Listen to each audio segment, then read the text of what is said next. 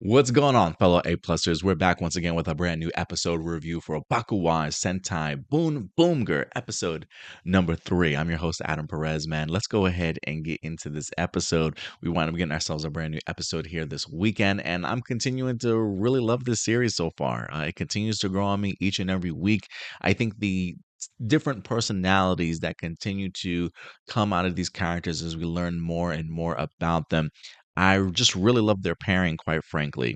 Like for instance, in this episode, the idea that I think one of the things I'm continuing to learn about Taya in here, Taya Hondo, is that he has really high expectations for his teammates, to the point to where they almost never really meet them, or he never really thinks that they're doing what he's kind of hoping or thinking that they're doing. Like this is the second or third time I've seen him do this. The first time I think came with Ishiro, where he made the excuse for Ishiro when he wound up leaving Mira to face off the monster by himself, saying, he just left because he knew that you could handle the situation and he thought you would hold off until he came back with the vehicle. And even Ishiro's like, what? Like, no, that wasn't even my game plan. Like, that wasn't even what I was thinking, what I was trying to initially do. He literally just left her. And even in this particular episode, the idea of Mira leaving on the bicycle, first off, I honestly thought she was gonna join the fight. When she puts her arm out like that, I'm like, "Isn't that her wrong henshin arm?" And then she gives a thumbs up, and I'm like, "Oh, well, yeah, there you go. She wasn't fighting anyway." The fact that he views that and believes that her natural instinct is she's using it as a diversion to, like, draw the monster away. Like, even Ichiro doesn't believe it, but then come to find out that Mira, as honest as she is like, decoy. Like, no, I'm not even that's not even what I was trying to do. Like, he just has this high expectation, looking at her sort of as this rising star, in the sense of like it just comes natural to her. Like she knows the game plan sort of thing. It's like, no, that's not what she was doing at all. And so it does make me wonder if this is just a trait of Taya Hondo that we're gonna see on a week to week basis almost. Him thinking that his teammates are like going above and beyond or thinking one step ahead sort of thing, and him always going to have his expectations not necessarily lowered, but always be wrong in that instance. And I love that he just continues to turn those moments into like positive moments, right? Understanding why he's admiring Mira the way that he does, the honesty, the lack of gravitas, right? But certainly always kind of coming through. And so maybe I don't want to say he'll lower his expectations, but he'll continue to learn more and more about his teammates as they go along. But they're just really interesting character traits and personalities that I think really mesh well for all these characters together. And each and every week, I continue to see it. It's one that honestly grows on me. It to the point to where I almost would not mind if this series was just these three characters. Like I know eventually Gemba is gonna join the crew. Joe Akusa is gonna join the crew also. But I'm really loving just this threesome, this trio, certainly, if you will. I'm a really big fan of their pairing. A couple other things in here. I'm really loving how they're using the opening recaps. It's not just a hey, last time on Boom Boomger. They are actually allowing these characters to like um give input also, the little jabs here and there, kind of talking over the recap and very present day instead of like talking about just a original ordinary recap of what happened last week. They seem like they're going to have a little bit of fun and poke a little bit of fun at each other here and there in the first couple of minutes of this episode, and it kind of sets a really good tone. I continue to think the soundtrack for this series blows me away. They've got some jazzy moments in here. They got some really sentimental moments in here when things music in here. I think we heard a little bit between Taya and Ishiro as they're kind of talking about Mira and the plan, and Ishiro not really trusting her so much, but trusting in Taya and his decision making. And then even during the fight sequence, the music gets me hyped. I mean, I think music all around in here, whether it be the opening sequence, the opening theme, I should say, it all really works. And I think that just really elevates their series a little bit more. And I think the humor is pretty on point. This episode, I think that the writing is pretty clever. in the sense that they've got some great humor that isn't super obvious and overly comedic. They know when to stop the music, pull out of a particular scene to let it just sit in its awkwardness at times. That really benefits this series with not being too over the top. And this episode actually tricked me a couple of times. For instance, like when Mira is driving on the bike, but we see that Boone Red and Boone Blue are in a fight. And she stops on her bike and she looks back. For a second, I thought to myself, like, oh, like she either got a notification that there's a fight happening or she knows, like, she hears the battle certainly happening and she's going to go back and join the fight. No, she just literally lost her sense of direction and went the other way, and we see her crossing into the camera's path and then even kind of coming back again. Also, the idea of me thinking she was about to get in the battle only to give us a thumbs up and then go on her merry way, I thought was just was pretty brilliant in here. You know, Taya had me thinking literally for a minute, like, really, was that Mira's plan this whole entire time to distract it? I'm like, dang, no way. But he almost made me believe that that was what she was truly doing until she wind up being honest with him at the end, like decoy. Like, no, I'm not your decoy.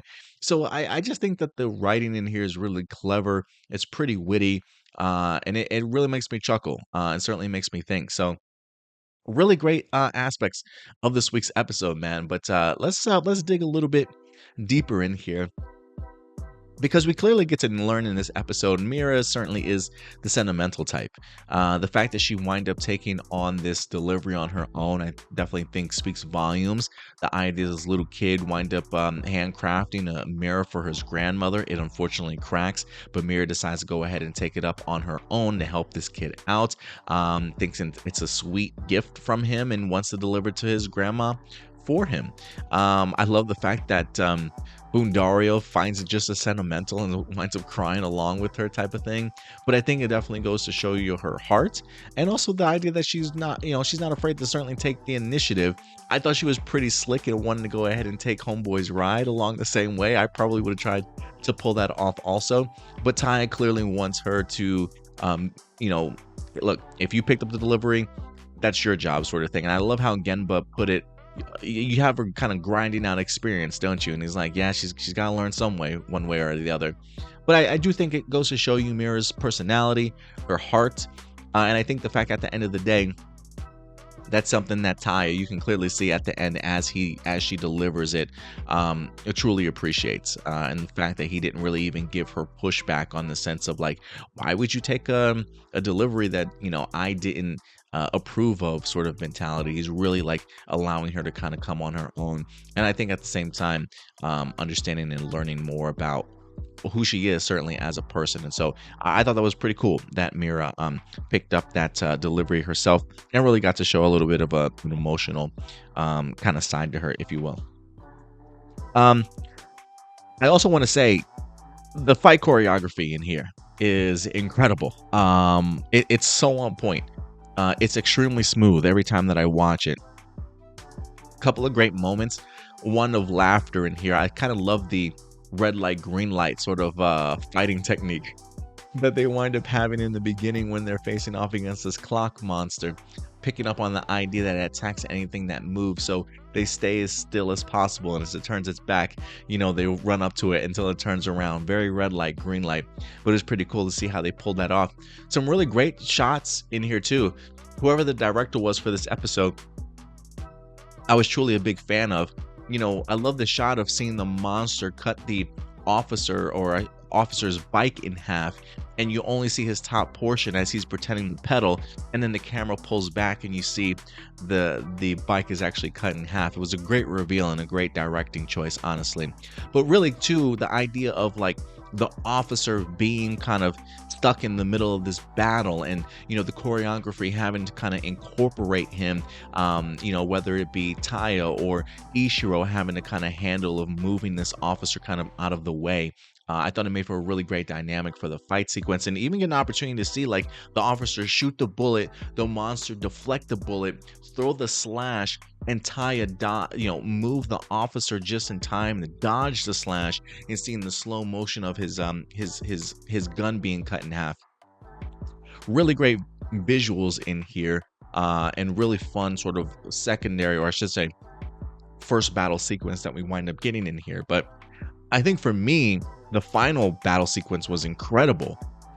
Getting to see how the three of them work together, still kind of moving Mira around a little bit to kind of maybe help teach her the flow of the group. I wonder if that's something that continues or lessens as she gets more and more comfortable being a part of the team.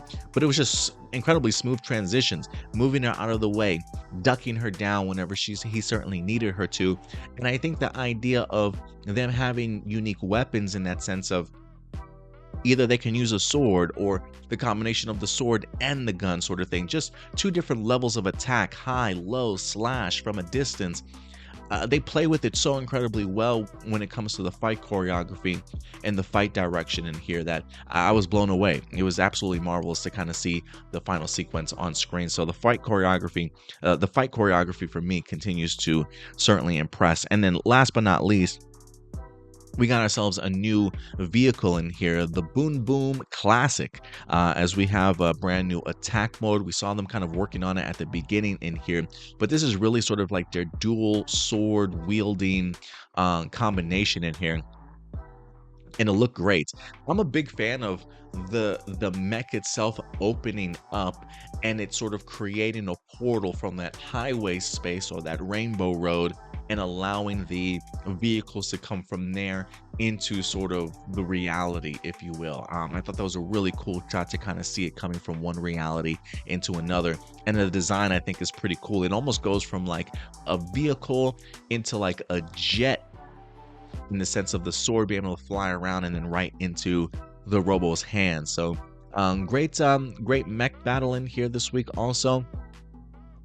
And it does look like I will say, if anything, I am really curious as to who the lady that arrived at the police station is as Officer Joe Akusa, who will eventually become the Black Ranger in here.